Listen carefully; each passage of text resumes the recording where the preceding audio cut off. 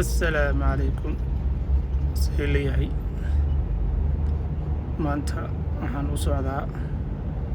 meel god ah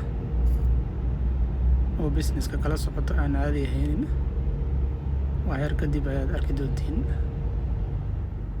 haddana meeshii aan imaaday jeekinaan suubinaa baarkinkaana waxyar kadib kalaa baabuurka markaan taraaga dhigo xafiiska tagaa warqadda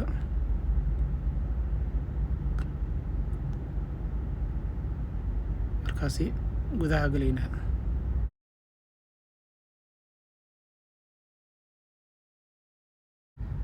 oo kuwan alaabtan waaya caano oo baakadooyin ku jiro waaye buurtana halkaana laga galaa godkaan tartiib inaad u socotid waayo baabuurka kasoo baxaya mataqaanid marka adoo tartiib u socdaa gelaysaa kadibna dhaagaagii bilninkaaga u socotay afalaarta ka raacaysaa aniga hadda waxaa u socdaa bilin 5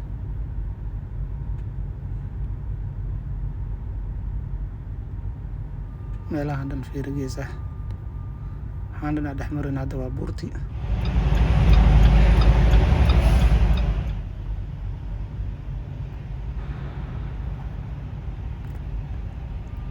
business caadi ah kala socoto halkaani laakiin marka kugu horeyso ay la yaabaysaa qofkii hore u imaadin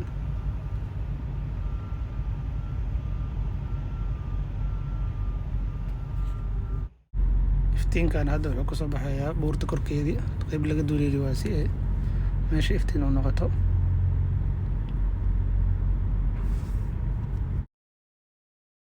balaa soo fiiraya meeshan buurahan sidii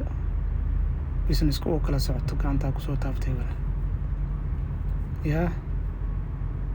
halday dhagaxuun aan caadihayn waayo buurtan intaa la qoday ayada dhan business laga dhex furtay malaha sidaana ay ku habbooneed way isku dhammaatay haddana waa kasii tagaayaa isla meeshii aa kasoo galile ka baxaa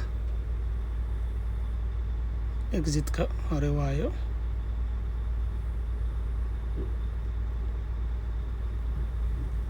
hadda imaadid meeshaan ha ka baqin waa Springfield Missouri underground